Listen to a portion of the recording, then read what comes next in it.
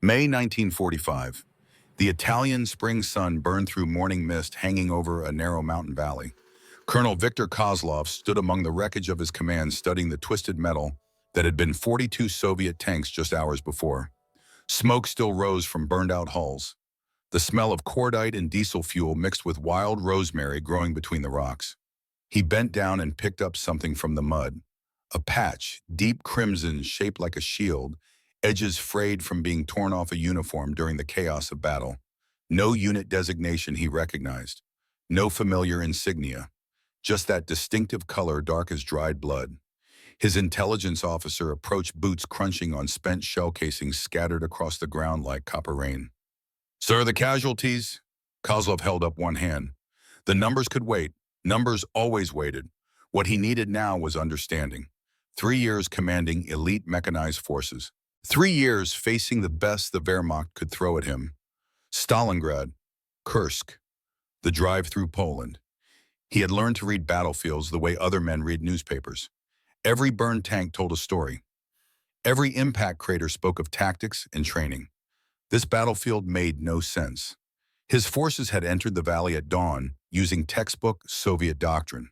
Forward reconnaissance, main body and column. Artillery support positioned on high ground. Everything by the manual.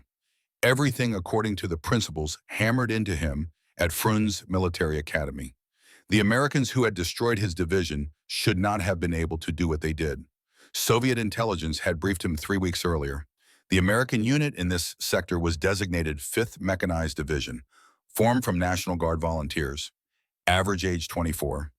Minimal combat experience. Equipment consisted of standard Sherman tanks that German panzers had been destroying with regularity for 2 years. The assessment had been clear and dismissive. Not a significant threat.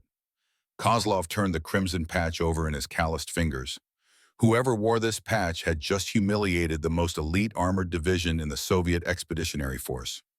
"Find out who they are," he said quietly. "Find out everything." 300 miles away, Lieutenant Marcus Crawford sat on the front slope of his Sherman tank, drinking coffee from a battered thermos. The morning sun felt good on his face. Birds were singing in the olive grove behind him. Somewhere down the valley, someone was playing Johnny Cash on a tank radio.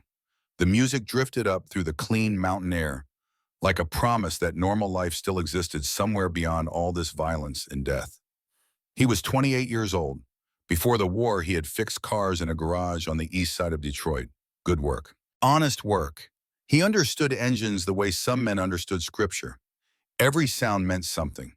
Every vibration told a story. You just had to listen. War turned out to be similar. Different kind of engine, different kind of story, but the principles held. Mac took another sip of coffee. His mother sent beans from home every month. Real Michigan coffee roasted at the shop 2 blocks from where he grew up. Some men carried Lucky Charms or photographs. Mac carried good coffee and the memory of how things should taste when the world made sense. Motor City Mama sat behind him, 26 tons of American steel that had somehow survived 8 major engagements without getting any crew killed. The tank had dents, it had scratches. The left track squeaked in a way that drove his driver crazy, but it ran, and it killed what needed killing. And it brought his boys home every night. That was all Mac asked of any machine. His gunner, Corporal Raymond Morrison, climbed up and dropped down beside him. They called him Deadeye, though Mac never used nicknames on principle. Raymond was 23 and had been a competitive rifle shooter before the war. Farm kid from Ohio with steady hands and steadier nerves. "Lieutenant, the captain wants to see you at HQ." Mac nodded and drained the last of his coffee. The sun was higher now, burning off the mist. Down in the valley, smoke from yesterday's fight still drifted between the hills like ghosts that could not find their way home. "Tell her I'll be there in 5. Raymond hesitated. "She said now, sir." Mac looked at him. Raymond looked back. Neither man blinked. Then Mac smiled and Raymond relaxed. 5 minutes, Mac repeated. "Got to finish my coffee. War can wait that long." Captain Elena Rodriguez was not a patient woman by nature or training. 8 years as a Texas Ranger before the war had taught her that hesitation got people killed. Speed and decisiveness kept them alive. When she gave an order, she expected immediate compliance. She also understood that Lieutenant Crawford operated on his own particular frequency. Push too hard, and he stopped hearing you. Give him enough rope, and he delivered miracles. She stood outside the command tent studying terrain maps spread across a makeshift table constructed from ammunition crates. Her grandfather's compass sat on the corner, its brass case worn smooth by 3 generations of military service. Compass had gone to France in 1918. Came back. She carried it to Italy in 1900, planned to bring it home the same way. Mac arrived exactly 5 minutes later. Not 4, not 6. The man had an internal clock that ran on pure stubbornness. Captain? Lieutenant, Ghost team reported more Soviet movement last night. She pointed at the map. Sergeant James Washington ran the division's reconnaissance platoon.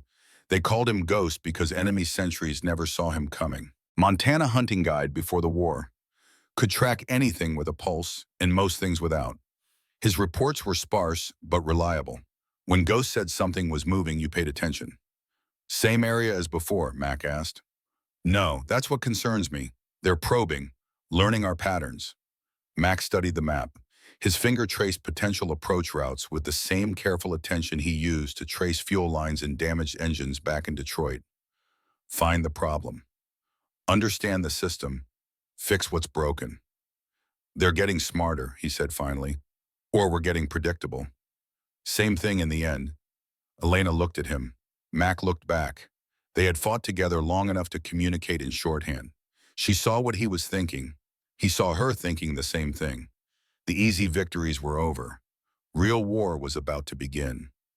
We need to change how we move, she said. Already working on it.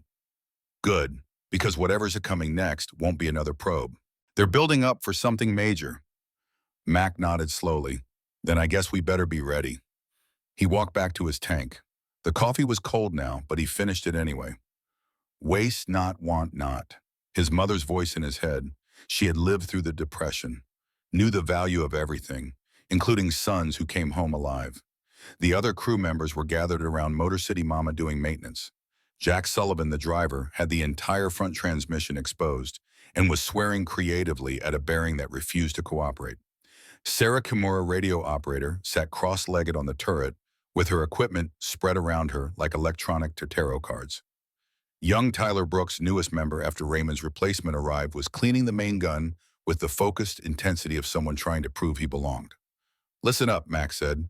The crew stopped what they were doing. Captain says something big is coming. That means we do this right. Check everything twice.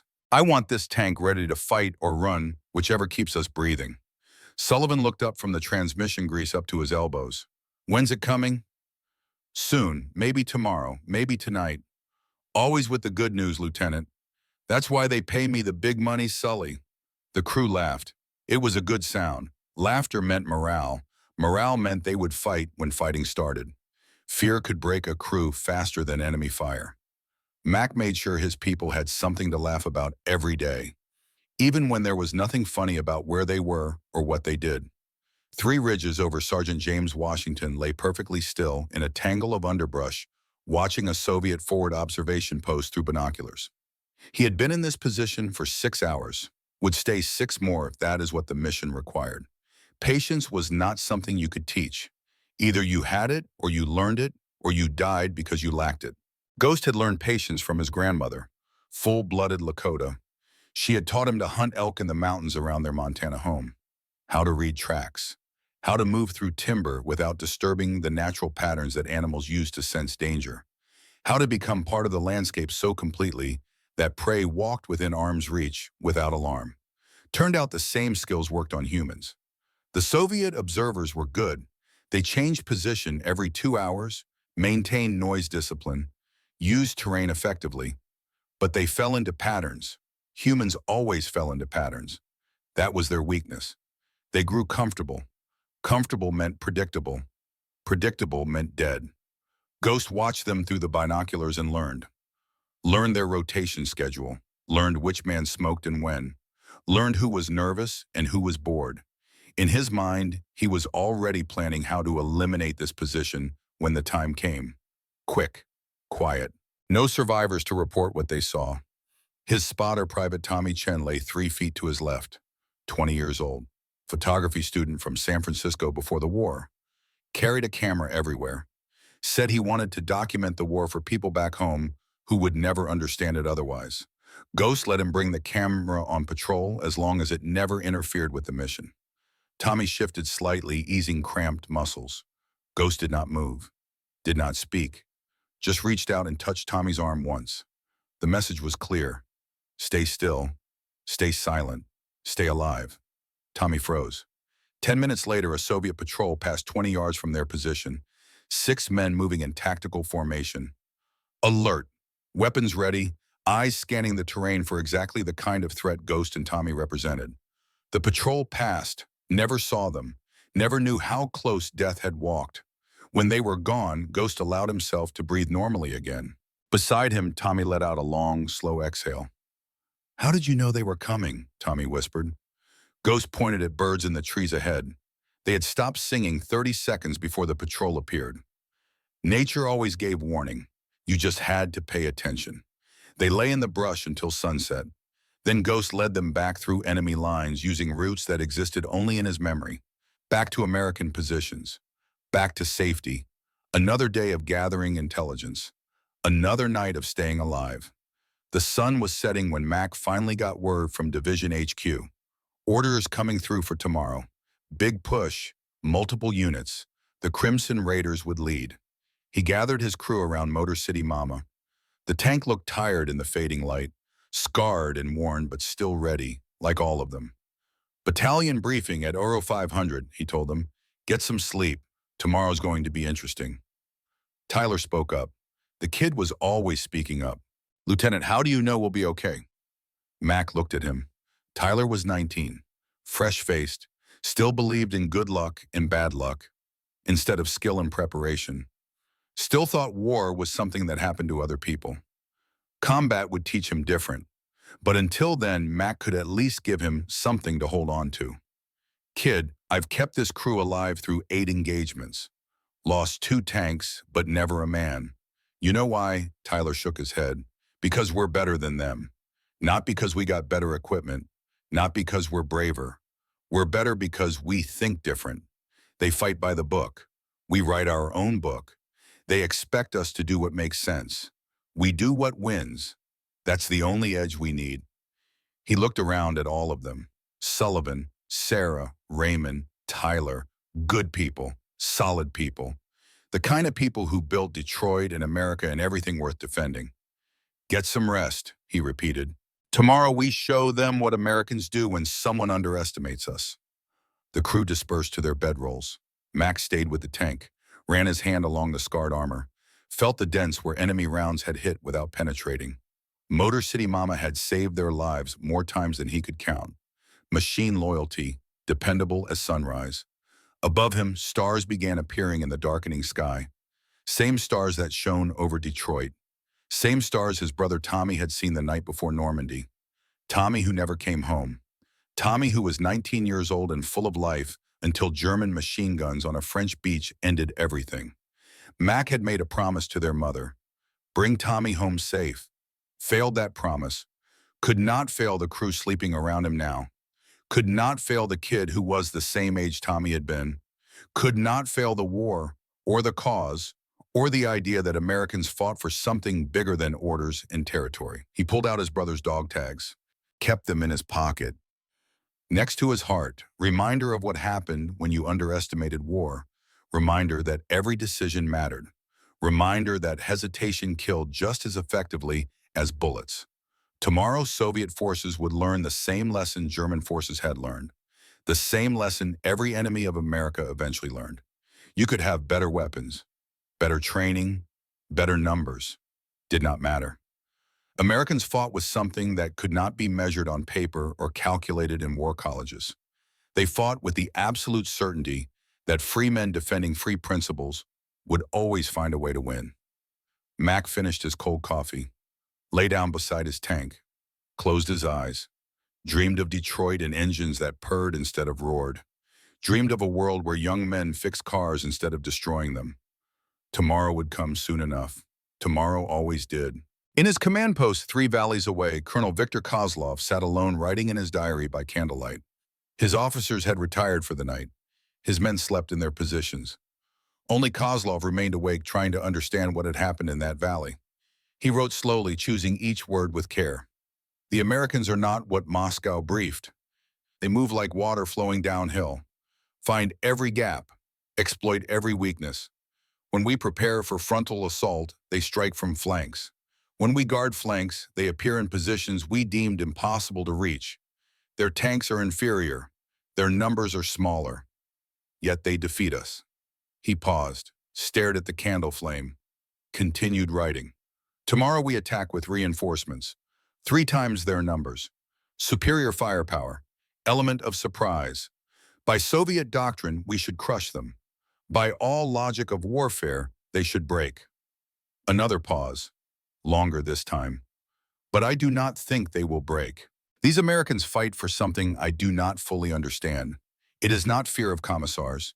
It is not blind obedience to orders. It is something else. Something in the way they laugh on their radios after battle. Something in the casual way they maintain their equipment. Something in how they treat war as an unpleasant job that must be completed so they can return to normal life. Kozlov set down his pen, picked up the crimson patch he had found in the mud, studied it in the candlelight. Somewhere out there in the darkness, Americans were sleeping, dreaming of homes and families and futures beyond war. Tomorrow he would try to kill them. Tomorrow they would try to kill him. That was the nature of their profession. That was what war demanded. But for the first time in his long military career, Colonel Viktor Kozlov found himself wondering if he was fighting the right enemy. He extinguished the candle. The darkness settled around him like a familiar coat. Outside, sentries walked their posts. Equipment sat ready for tomorrow's assault. Everything prepared according to doctrine and training and the accumulated wisdom of Soviet military theory. Kozlov lay down on his cot, fully clothed, boots still on pistol within reach. Old soldier habits, sleep light, wake ready, trust nothing except the training that kept you alive. But as sleep claimed him, his last conscious thought was of that crimson patch, and the question that would haunt him through everything that followed. Who are these Americans? Dawn would bring answers. Dawn would bring battle. Dawn would bring the moment when 2 armies collided and only one truth mattered. The side that adapted fastest would survive. The side that clung to doctrine would die. In the mountains of Italy, spring of 1945, the education of Colonel Viktor Kozlov was about to begin. And his teacher would be a mechanic from Detroit who understood that winning wars required the same skills as fixing engines. Find the problem, understand the system. Do what works instead of what the manual says. The manual assumed both sides played by the same rules. Americans never read that part. The valley was still dark when Mac's crew climbed into Motor City Mama. 0445 hours. 15 minutes before the briefing that would change everything. The air smelled of dew and diesel fuel and the particular metallic taste that comes before violence. Sullivan started the engine. The Sherman's motor caught on the second try, settling into the familiar rumble that Mac had learned to read like a doctor reading a heartbeat. Compression good, oil pressure rising normally, temperature climbing toward operational range. The machine was ready, even if the men inside it felt the weight of what was coming. Sarah tested the radio, cycling through frequencies. Static and occasional chatter from other units doing the same pre-dawn checks. The electromagnetic spectrum was crowded this morning. Everyone was awake. Everyone was preparing. Raymond cleaned the gun sight for the 3rd time. Nervous habit. The sight was already spotless, but the ritual gave him something to do with his hands, while his mind worked through what combat would demand. Tyler watched him learning. The kid was smart enough to know that staying alive meant watching the veterans and copying what they did. Mac climbed into the commander's position, settled into the seat worn smooth by months of use, put on the headset, adjusted the throat microphone, checked sight lines through the cupola, everything exactly where it should be, everything ready.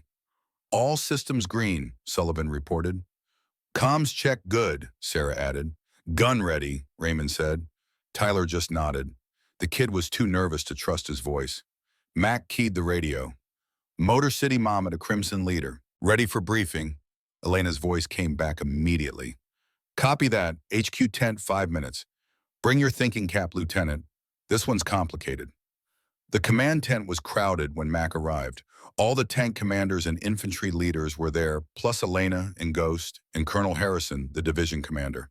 Harrison was career Army, 52 years old, barrel-chested and gray-haired. They called him Bull, but never to his face. He had earned the Silver Star at Kasserine Pass back when the American Army was still learning how to fight Germans who knew what they were doing. He looked tired this morning. They all looked tired. War ground you down day by day until there was nothing left but the mission and the hope of home. Gentlemen, Harrison began, no preamble, no motivation speech, just straight to business. Intelligence report that Soviet buildup in Sector 7, estimate battalion strength possibly more. Heavy armor, artillery support. They're coming for us specifically. Moscow wants to make an example. He pointed at the map spread across the table. Red markers showed enemy positions. Blue markers showed American forces. The red outnumbered the blue 3-1, maybe 4. Our orders are to hold this valley and the approaches to the Gothic line. Do not let them through. Do not let them flank us. Do not give them 1 inch of ground they can use to leverage an attack on the main positions. Silence in the tent. Everyone understood what those orders meant. Stand and die if necessary. No retreat, no fallback positions. Just Americans and Soviets in the question of who wanted it more. Ghost spoke up from the shadows where he always stood during briefings. Sir, I've been watching their patterns. They're predictable. Always hit at dawn, always come up the main valley, always use textbook Soviet combined arms tactics. Harrison nodded. And your recommendation? Let them come exactly where they expect to come. Then hit them from directions they're not watching. Elena pointed at the map. If we can get infantry up this ridge during the night, we'll have overlapping fields of fire on their entire approach route. They'll be moving through a shooting gallery and won't know it until too late. Max studied the ridge she indicated, 1,500 feet of nearly vertical rock. Loose scree, no trails. The kind of terrain that doctrine said was impassable for infantry carrying full combat loads. Can your people make that climb? Harrison asked. Elena met his eyes. By 600, sir. We'll be in position before they start moving. In armor, Mac pointed at a cluster of olive groves on the eastern slope. We put 3 tanks here in hull-down positions. They'll never see us until we open fire. The other 2 tanks can hold the road, make them think that's our main defensive line. Harrison considered it. 30 seconds of silence while he worked through the angles and timing and 100 things that could go wrong. Then he nodded once. Do it. Hit them hard enough that Moscow thinks twice about testing us again. Dismissed. The officers filed out. Mac caught up with Elena outside the tent. The sky was starting to lighten in the east. Dawn coming whether they were ready or not. That ridge, he said, it's suicide if you slip. Good thing my people don't slip. Elena, she stopped, turned to face him. In the gray pre-dawn light, she looked older than 32. War did that, added years that would never come off. Mac, I know what I'm asking them to do, but if we let the Soviets walk through here, more Americans die tomorrow and the day after and the day after that. We stop them, now we save lives later. Just make sure you're around to save them with. She smiled, not the warm smile she probably had before the war. The tight, controlled smile that soldiers learned when showing real emotion became too expensive. Same to you, Lieutenant. Don't get that tank blown up. Some of us are used to having you around. They stood there for a moment, 2 people carrying the weight of other people's lives. 2 soldiers who understood that leadership meant sending good men into bad situations and living with the consequences. Then Elena headed toward her company area, and Mac walked back to Motor City Mama. The sun was definitely rising now. Red sky in the east, red sky at morning sailors, take warning. Old saying, probably true for tankers too. The Soviet attack began exactly at 0630 hours. Ghost had called it perfectly. They came up the main valley in textbook formation. Forward scouts, main body of armor, infantry in support, artillery preparation walking ahead of the advance like thunderous footsteps. Mac watched through his periscope from the concealed position in the olive grove. The Soviet tanks were T-3s, excellent machines, better armor than Sherman's, better guns, proven in combat from Moscow to Berlin. 87 of them rolling up the valley in 3 columns, engines, roaring tracks, churning up dust that caught the early morning light. Beautiful in a terrible way, like watching a storm approach across open water. "Steady," Max said quietly into the headset. "Let them get close. Let them commit." Sullivan sat motionless at the driver's controls. Sarah had her hand on the radio transmit button, ready to call fire missions. Raymond's eye was pressed against the gun sight, tracking targets, calculating ranges, waiting for the order. Tyler was breathing too fast. Mac could hear it through the intercom. The kid was scared. Good. Fear kept you alert. It was the ones who weren't scared that got killed. "Tyler," Mac said softly. "Sir. Remember what I told you. They're better equipped. We're better trained. When it starts, just do your job. Load fast, load, smooth, keep the gun fed. Everything else will work itself out." "Yes, sir." The Soviet column reached the designated kill zone. The lead tanks were 600 yards away. "Close enough." Mac keyed his radio. "Crimson 6 to all units. Fire when ready." The valley exploded into violence. Elena's infantry opened up first from the ridge above. Machine guns and rifles pouring fire down onto the Soviet infantry caught in the open. Men fell, others scattered seeking cover that didn't exist. The carefully organized formation dissolved into chaos in seconds. Then Mac's tanks opened fire. 3 Shermans firing from hull-down positions into the flanks of Soviet armor that had been expecting threats from ahead, not from the side. The 75mm guns barked. Shells crossed the distance faster than thought. Steel penetrated steel. Explosions flowered orange and black against the morning sky. The first Soviet tank died before its crew understood what was happening. The second died while trying to turn toward the threat. The third died while reversing, trying to escape the killing ground.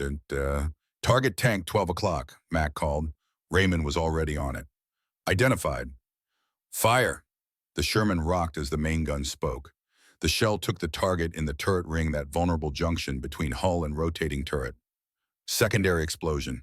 Turret lifting off and tumbling sideways like a toy thrown by an angry child.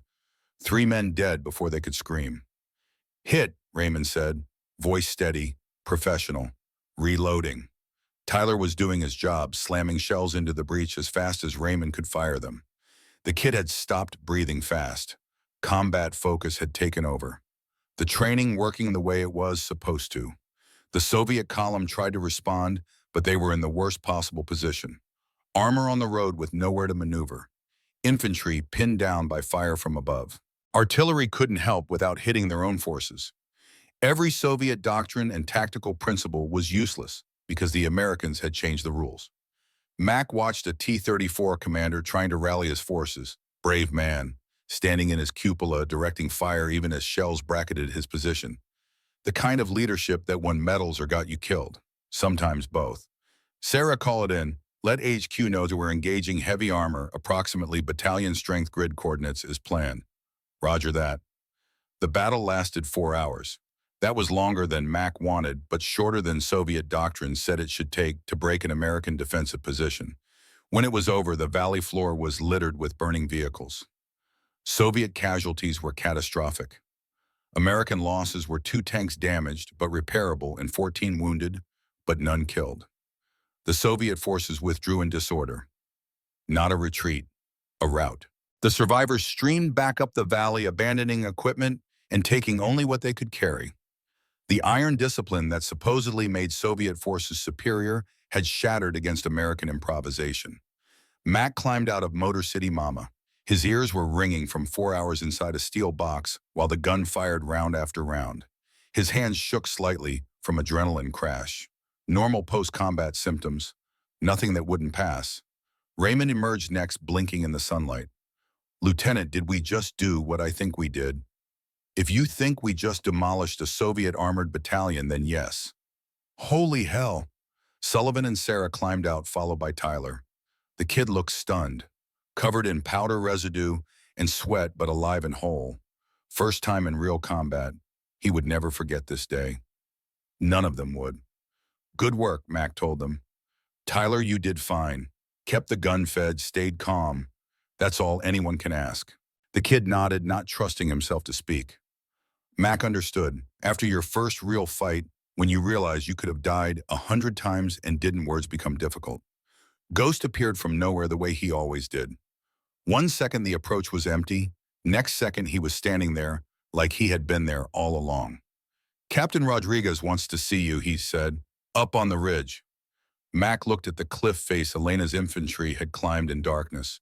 1,500 feet of rock that should have been impossible. Tell her I'll be there in 20 minutes. She said now. Ghost, I just fought a 4-hour tank battle. I need 10 minutes to make sure my crew is okay and my tank is functional. Then I'll climb her damn mountain. Ghost smiled slightly. I'll tell her 15 minutes. You're a diplomat. I'm a survivor. There's a difference.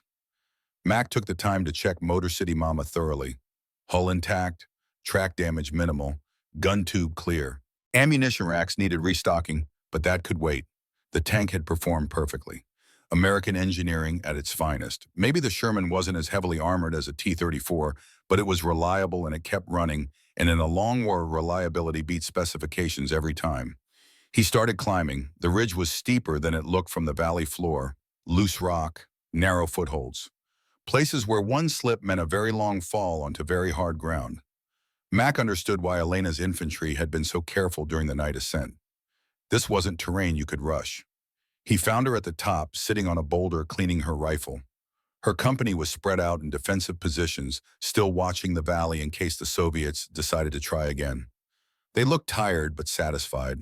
The look of soldiers who had done their job well and lived to tell about it. Hell of a climb, Mac said, breathing harder than he wanted to admit. Hell of a fight down there. Your boys did good work. So did yours. That crossfire from above is what broke them. We just cleaned up. Elena finished cleaning her rifle, worked the action twice, loaded a magazine. All the motions smooth and practiced. She had been handling weapons since before most of Mac's crew was born. Mac, we need to talk about what comes next. They'll be back. Of course they'll be back. Question is whether we'll be ready when they are. Mac sat down on the boulder next to her. Below them, the valley was quiet now, except for the occasional pop of ammunition cooking off in burning hulks. Smoke rose in straight columns. No wind today. The smoke just climbed straight up like dark prayers. They underestimated us, he said. Won't make that mistake twice.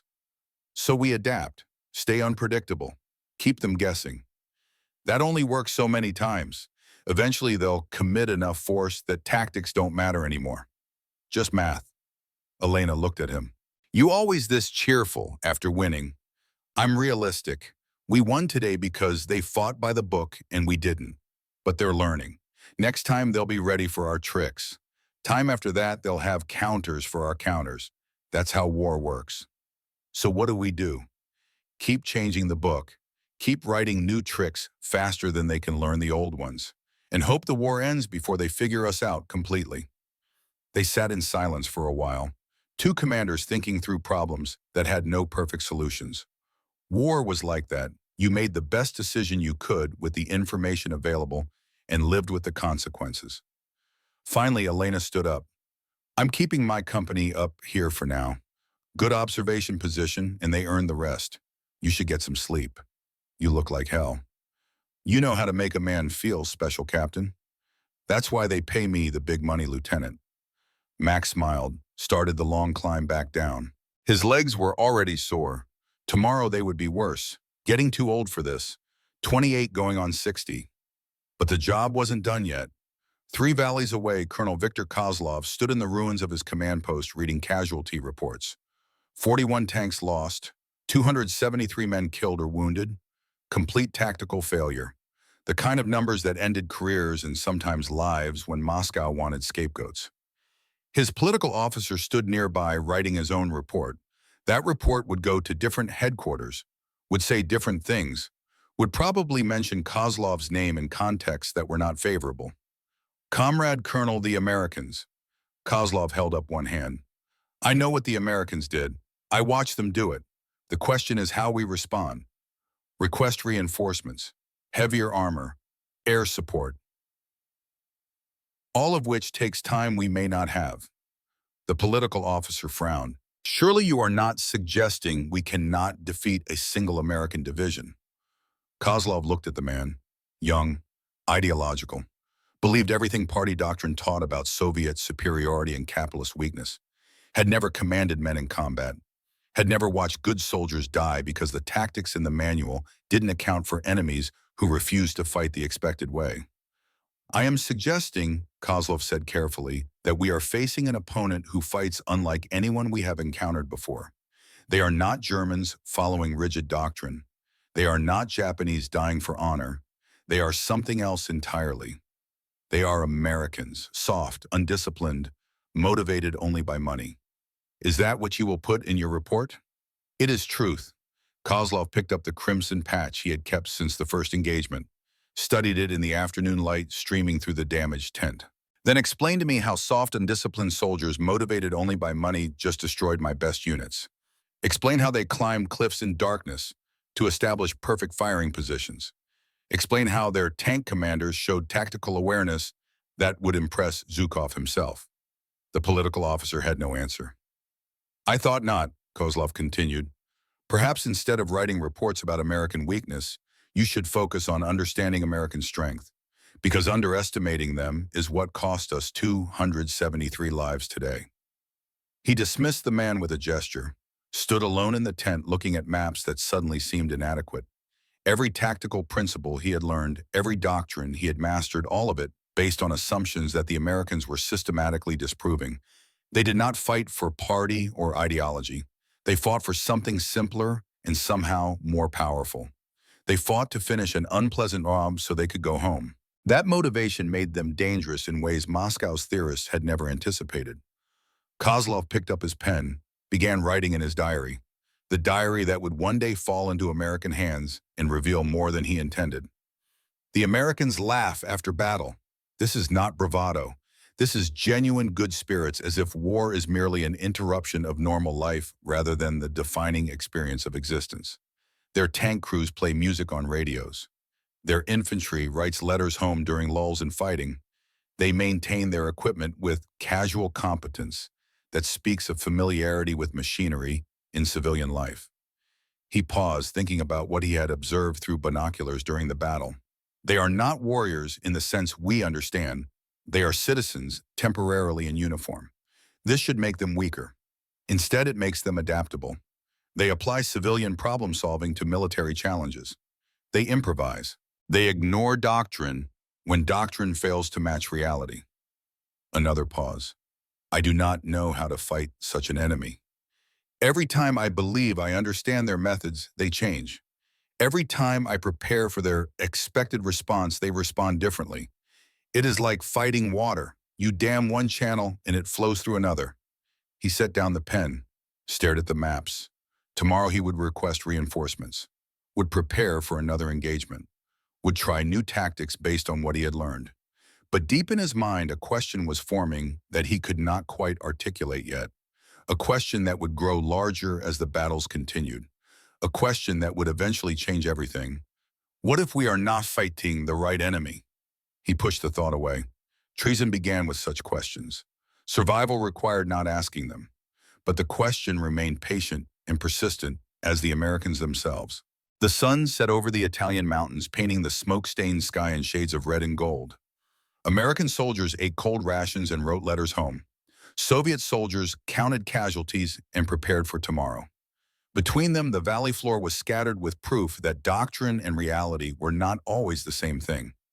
Max sat beside Motor City Mama, drinking coffee and reading a letter from his mother.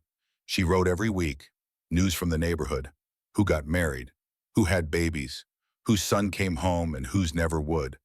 The ordinary flow of life continuing while half the world burned. I think of you every day, she wrote. Come home safe. That's all I ask. Come home. He folded the letter carefully, put it in his pocket next to his brother's dog tags. Promises to keep. People counting on him. The weight never got lighter, but you learned to carry it. Sullivan approached with a canteen cup full of something hot. Found some actual soup. Well, it's warm and liquid. Close enough. Mac accepted the cup, tasted it, couldn't identify what it was supposed to be, but it was warm and that counted for something. Good fight today, Sullivan said. Any fight you walk away from. That what they taught you in mechanics school? That's what life taught me, Sully. Everything else is just details. They sat in comfortable silence, two men who had survived another day and knew how precious that was. Around them, the Crimson Raiders settled into night routine. Guards posted, equipment maintained, men sleeping when and where they could. Tomorrow would bring new challenges, new battles, new chances to die or adapt or win. But tonight they were alive. They were together. They had proven once again that Americans did not quit just because the odds were bad or the enemy was strong. They had proven that free men fighting for home and each other could change the rules when the rules said they should lose. And somewhere in the darkness, a Soviet colonel was learning that same lesson, whether he wanted to or not. May 12th, 2 weeks after the Valley Massacre, Kozlov received new orders from Moscow. The words were simple and absolute. Engage the American 5th Mechanized Division at Valley Fortress. Destroy them completely. No retreat, no excuses, success, or tribunal. He read the order 3 times. Each reading made it no less insane. Valley Fortress was a natural choke point, a narrow canyon with steep walls on both sides. Defender's paradise, attacker's nightmare. And Moscow wanted him to push through against an enemy that had already proven they could turn impossible terrain into killing grounds. His staff officers gathered around the map table waiting for orders they knew would be difficult and dangerous. Good men, loyal soldiers, they deserve better than to be sacrificed for Moscow's pride. We attack at dawn, Kozlov said finally, but we do it intelligently. Full reconnaissance tonight. Identify their positions, find weaknesses. I will not throw away lives for no purpose. His political officer stepped forward. The orders say immediate assault, Comrade Colonel. Dawn is not immediate. Kozlov looked at him. Dawn is 8 hours away. I need 6 hours to prepare properly. Tell Moscow we begin at first light. If they have problems with that, they can come here and lead the assault themselves. The political officer opened his mouth, closed it. Even fanatics understood that some officers were too valuable to challenge directly. Kozlov had survived Stalingrad, had fought across half of Europe, had earned enough medals that executing him would require explanation Moscow might not want to provide. As you say, Comrade Colonel, Kozlov turned back to the map, studied the terrain with the attention of a man whose life depended on understanding every detail. Because it did, and so did the lives of 500 men under his command. The American side of Valley Fortress was controlled chaos. Mac, Elena, and Ghost stood around a gasoline stove, heating coffee while they planned for a battle everyone knew was coming. They have to come through the valley, Elena said, pointing at the narrow canyon on the map. No other route for armor. They're trapped by geography. Ghost nodded, which means they know it's a trap. Question is whether they're smart enough to do something about it. Kozlov is smart, Mac said quietly. He learns fast. He won't make the same mistakes twice. So what would you do if you were him? Mac studied the map, put himself in the Soviet commander's position. Superior numbers but inferior position. Orders to attack. No room for maneuver. Every option bad but some worse than others. I'd come at night, use darkness to hide my movements. Hit hard and fast before we can coordinate a defense. Overwhelm one position and exploit the breakthrough. Elena frowned. Night attack with armor, that's suicide. One wrong turn and you drive off a cliff. Suicide is attacking at dawn into prepared positions. At least night gives him surprise. Ghost poured more coffee. So we prepare for night attack. And dawn attack, and afternoon attack. We prepare for everything because Kozlov's smart enough to know we're preparing, which means he'll try something we're not expecting. They sat in silence, 3 people playing chess with lives instead of pieces, the moves and counter-moves extending into infinite permutations. War was like that. You planned for everything and hoped you guessed right. There's another option, Max said slowly. What's that? We talk to him. Elena and Ghost both stared at him. Talk, Elena repeated. You want to talk to the Soviet commander who's under orders to destroy us. I want to give him an option besides dying for Moscow's pride. He's a soldier, not a fanatic. Soldiers understand reality. And if he says no, then we fight like we plan. But if he says yes, a lot of good men on both sides go home to their families. Ghost spoke up. That's either brilliant or the craziest thing I've heard all war. Maybe both. Mac looked at them. 2 people he trusted with his life.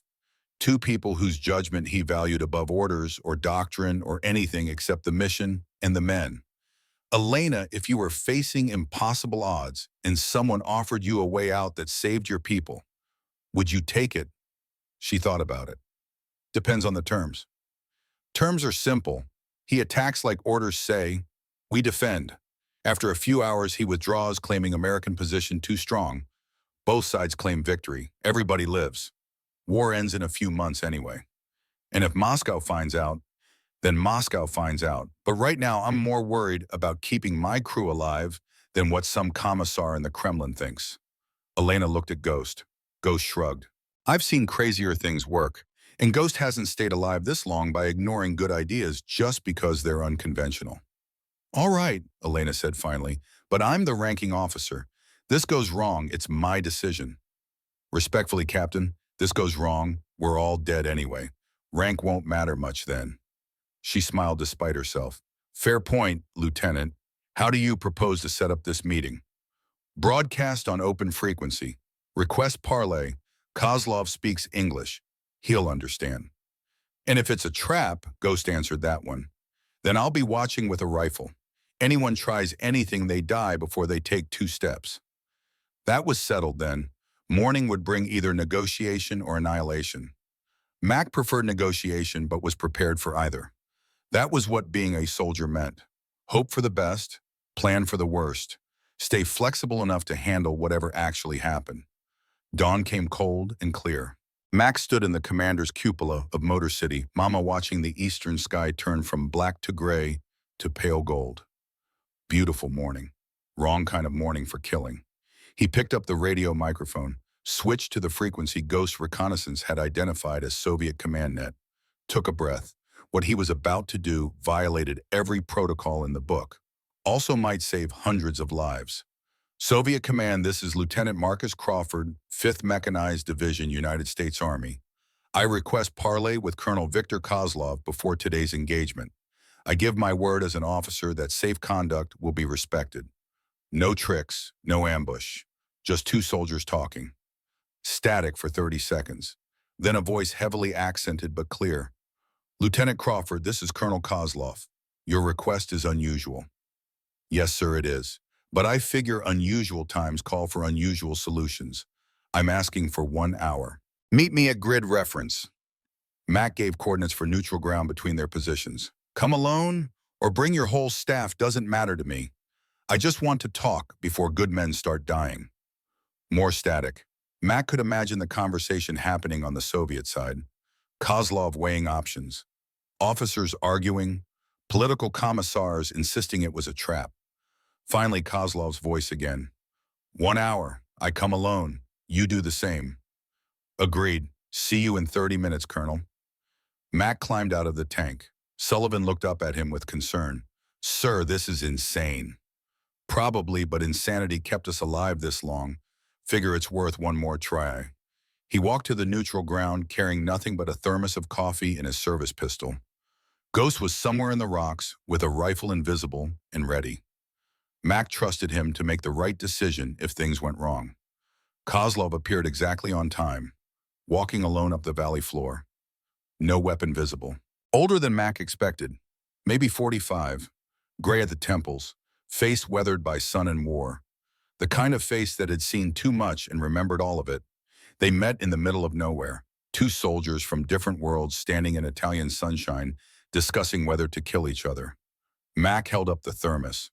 Coffee, real beans from Michigan. My mother sends them. Kozlov stared at him, at the thermos, at this American lieutenant who requested parley and offered coffee like they were old friends meeting for breakfast. You are serious. Always serious about coffee, Colonel. Everything else I can compromise on. They sat on rocks. Mac poured 2 cups, handed one to Kozlov. The Soviet officer accepted it carefully as if it might be poisoned or drugged or some elaborate American trick. He sipped, his expression changed. Surprise. Pleasure. The simple human response to something that tasted good after months of subsistence rations and ersatz tea. This is excellent. Like I said, my mother knows coffee. Colonel, I'm going to be direct because we don't have time for diplomacy. Moscow ordered you to attack us. Washington ordered us to hold position. If we both follow orders, a lot of men die today. Good men. Men with families waiting for them. Men who've already fought enough wars for one lifetime. Kozlov said nothing, just sipped on coffee and listened. Mac continued, war in Europe is basically over. Germany's done. Japan's hanging on by its fingernails. The real question is whether Soviet Union and United States learn to coexist or blow up the world. This battle doesn't change that. We fight, we kill each other, and 6 months from now, historians won't even remember it happened. You suggest I disobey orders. I suggest you're smart enough to know this war is ending, and throwing away lives for Moscow's pride is pointless. My proposal is simple. You attack, we defend. You fight hard enough that your report says you tried. We fight hard enough that our report says we held. After 2 hours, you withdraw. Both sides claim victory. Everybody lives. Kozlov set down his coffee cup, looked at Mac with eyes that had seen Stalingrad and survived. Why do you care if my men live or die? Same reason you care if yours do, Colonel. Because they're not the enemy. The men giving us orders, the politicians and generals safe behind desks, they're the problem. You and me were just trying to keep our people alive long enough to go home.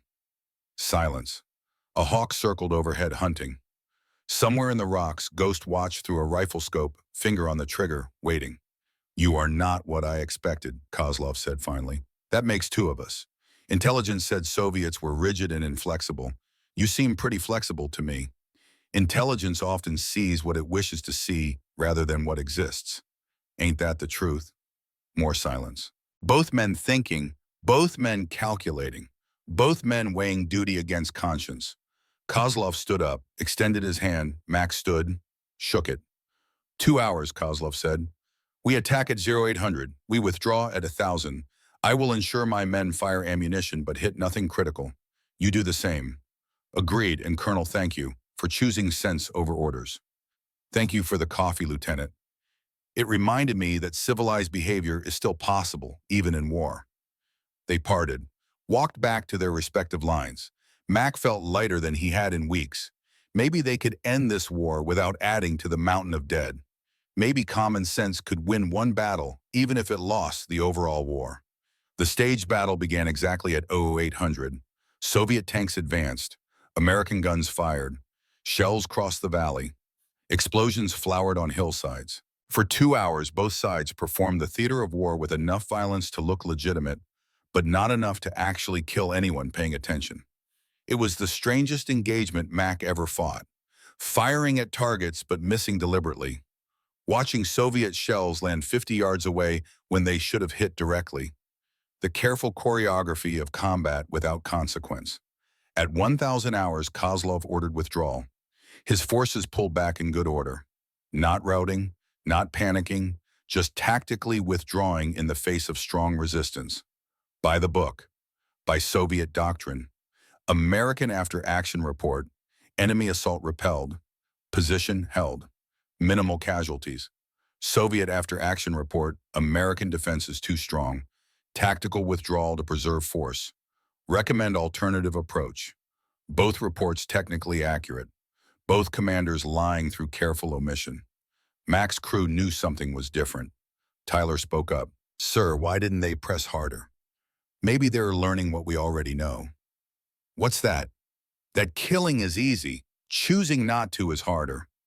The war in Europe ended 3 weeks later. May 8th, Victory in Europe Day.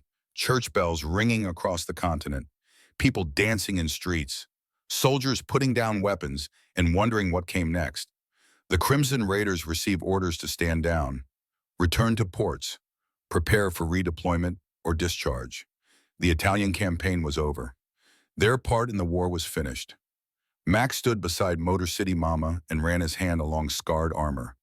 This machine had carried them through 12 major engagements, 53 days of combat, hundreds of miles across Italian mountains. Never failed them. Never quit. What happens to her now? Tyler asked. Gets shipped to a depot somewhere. Mothballed or scrapped or sold for parts.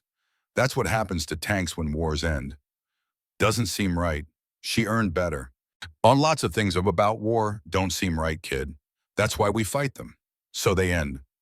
3 days before shipping out, Mac received a package. Soviet military courier delivered it under white flag and diplomatic seal. Inside was a bottle of vodka and a letter written in careful English.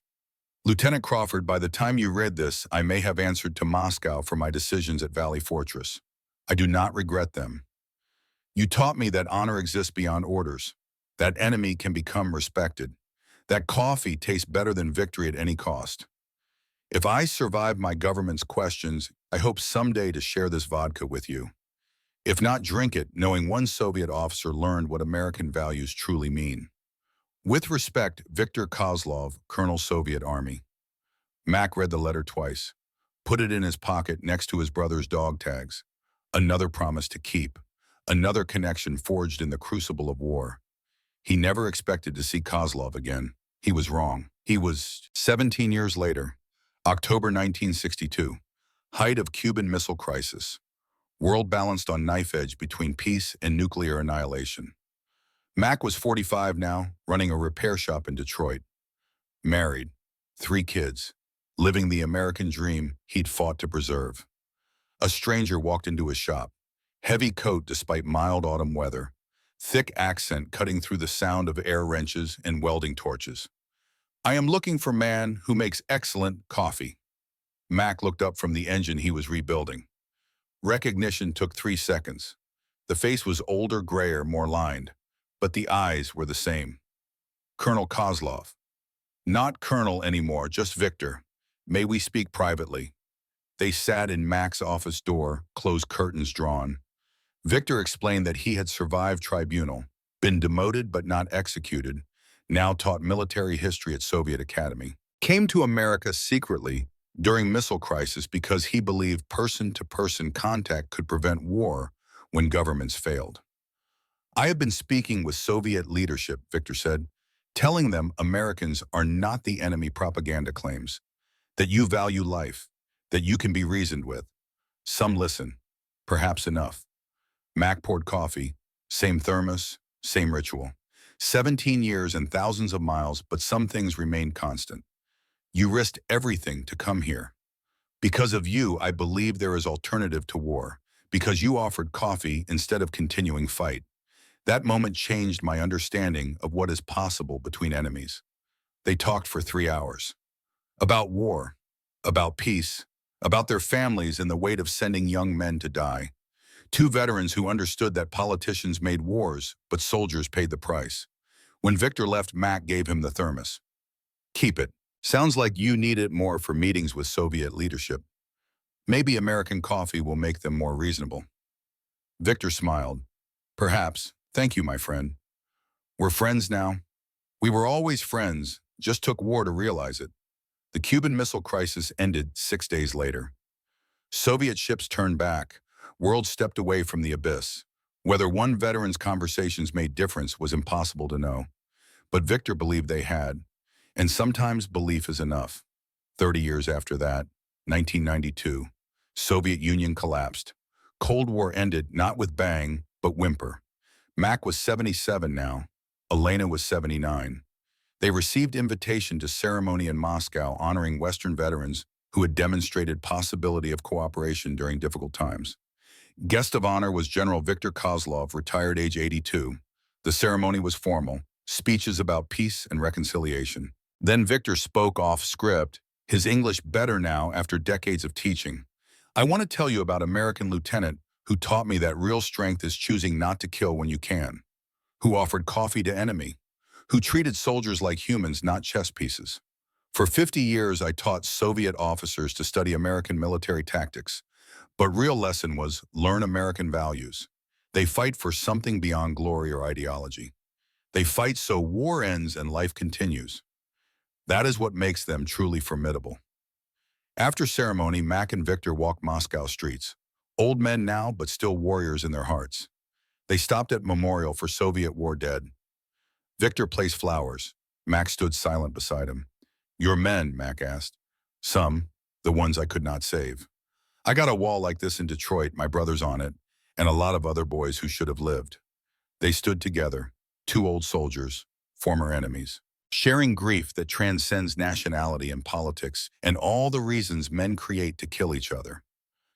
Thank you, Victor said quietly. For what? For teaching me that enemies are made by circumstance. Friendships are made by choice. We chose friendship when world demanded enmity. Mac put his hand on Victor's shoulder. We chose to live when dying was easier, that's all. Just two stubborn bastards who refused to follow stupid orders. They laughed. The sound echoed off stone walls built to commemorate sacrifice. But in that moment, laughter was its own memorial, celebration of survival, acknowledgement that they had beaten the odds and lived long enough to become friends. Victor died in 2005, aged 95. His last request was to be buried with the letter he had written to Mac 60 years earlier. The letter about coffee and honor and choosing humanity over orders. Mac died 3 years later, aged 93. His repair shop continued, run by grandchildren who never knew war, but understood the values their grandfather fought to preserve. On the wall hung a crimson patch, dog tags, and a thermos. The Crimson Raiders suffered 347 casualties total during the war. Every single one died believing in something larger than themselves. Not because it was American, because it was human. Today, when world seems divided, remember this. Tank mechanic from Detroit and Soviet colonel from Stalingrad became friends. Not because war ended, because they chose to see human beings instead of enemies. Because one offered coffee and the other accepted it. Because both understood that real courage is not fighting. Real courage is choosing not to fight when you have the power to destroy. That is the American strength that toppled empires and won wars without firing shots. Not our weapons, not our wealth, our willingness to see humanity in everyone, even those who oppose us, even those ordered to kill us. The greatest generation was great not because they won wars. They were great because they chose peace when they could have chosen vengeance. Because they rebuilt enemies into allies. Because they understood that true victory is not defeating your opponent. True victory is turning your opponent into your friend. Mac Crawford understood that. Victor Kozlov learned it. And the lesson they taught echoes through decades, a reminder that coffee shared between enemies can change the world more effectively than any weapon ever forged. The thermos sits in a museum now, battered, dented, still capable of holding coffee if anyone bothered to fill it. Next to it, a card with two names. Marcus Crawford, Lieutenant United States Army, Victor Kozlov, Colonel Soviet Army, and below that one sentence, enemies by circumstance, friends by choice. That is the real story of the Crimson Raiders. Not the battles they won, the peace they made possible. Not the enemies they destroyed, the friends they created from the ashes of war. And somewhere in the great beyond, where warriors finally rest, two old soldiers sit and share coffee. Real beans from Michigan. Excellent quality, perfect temperature. Laughing about the time they stopped a war with nothing but common sense and the audacity to believe that human decency was stronger than military orders. They were right. They always were.